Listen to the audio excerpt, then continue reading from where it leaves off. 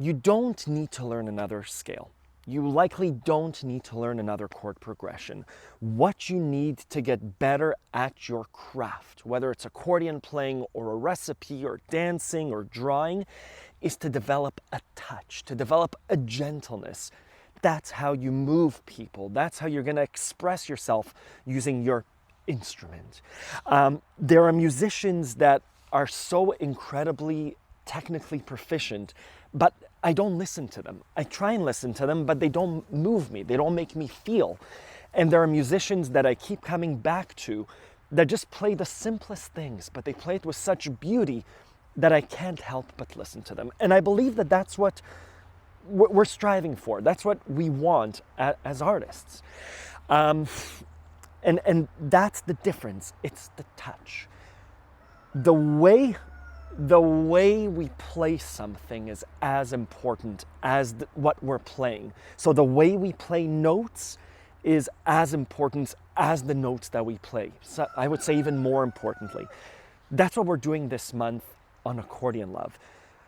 If you're self-paced, I encourage you to do the monthly challenge. The monthly challenge will be to take a piece that you know and play it with feeling, with gentleness. That means just right hand. If you're a beginner player and you're just learning how to move your fingers, move those fingers and play with volume, play with dynamics, play gently. If you're a more advanced player and you're working on songs, I don't want your left hand involved. Ignore the technicality. Just play your right hand of the song. Play that one chord, but play it beautifully. That's what you're working on this month.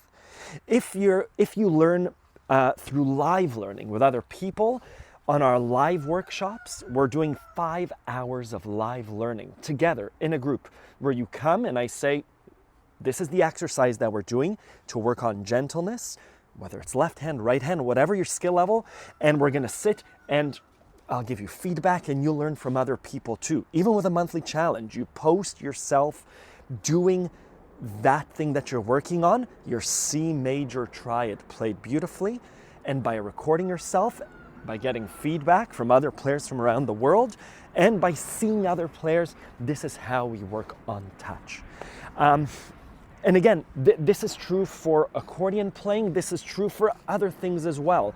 I'm thinking of my kids and myself when we are beginners, when we're holding a pencil, we're holding it like this. And the first time we're drawing on a piece of paper, there are straight, jagged lines, and that's okay for beginners. But as we develop that touch, we start to hold the brush or the pencil a little bit more gently, and we start to round off those corners. And finally, after lots of time, we have a really lovely touch. There's that video of the film of Picasso painting. That's Picasso's touch. He's worked on it for a while. It doesn't have to take a lifetime. It doesn't have to take years.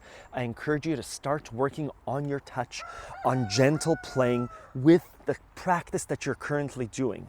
In your practice, please work on your touch. It's not about speed. It's not about the chords. I don't need you to learn an F sharp diminished. Know what that is. I don't know what that is. But it's how you play the notes. It's how you play that song. It's how you work the bellows that really counts. Again, I'll share details in the description for the live workshops. I'll share details about the monthly challenge. There's lots of material for self-paced learning on Accordion Love as well. Yeah, I hope to see you there. Have a good September.